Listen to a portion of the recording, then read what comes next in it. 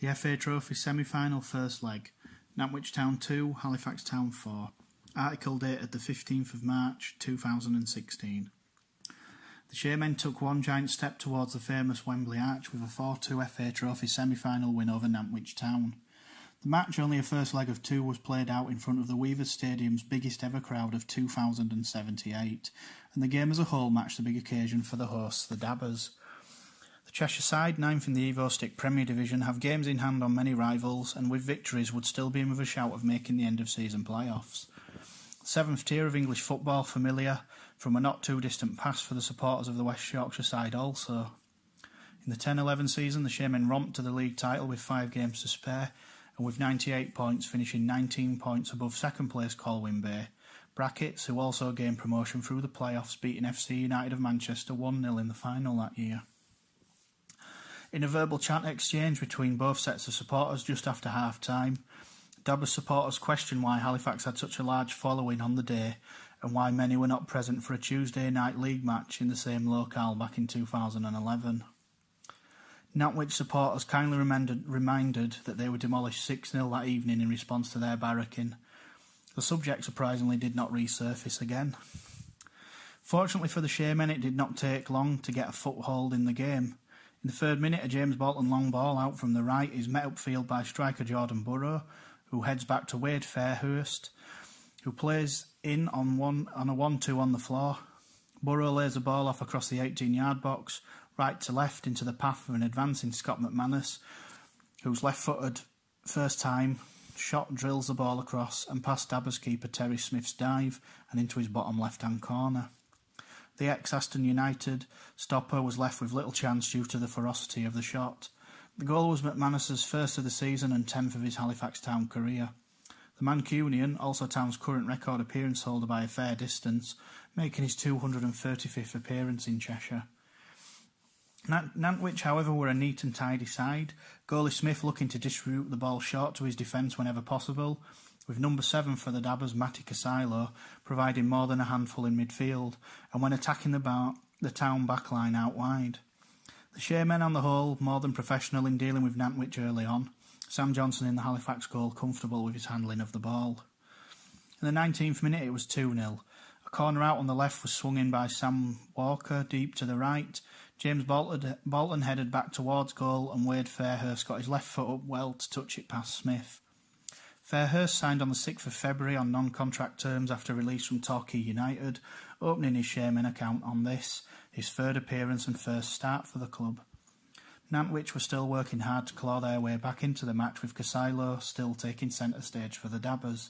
There was lots of neat interplay all over the park from Nantwich, and what was becoming a torn-up playing service as the minutes ticked over.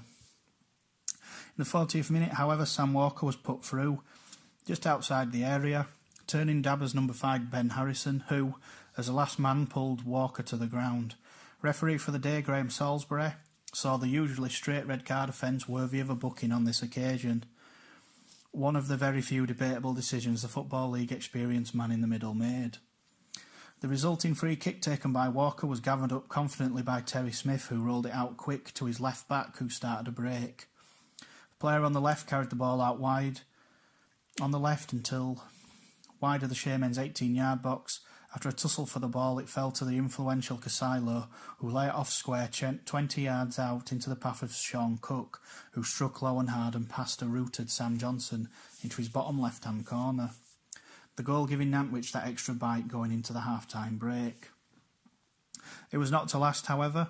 13 seconds into the second half, it was 3-1 to the Sharemen. The kick-off was knocked back to Nicky Rowe, who passed long and diagonally left out towards Burrow's head, who had Walker in behind on the wing. Burrow dummied a header so it would fall into Walker's path, who, with time out on the left, looped the ball high and into the middle of the box. Kevin Roberts stooped low to knock the ball down to the floor and back to Jordan Burrow, who got himself, as all good strikers should do, into a dangerous position in the box.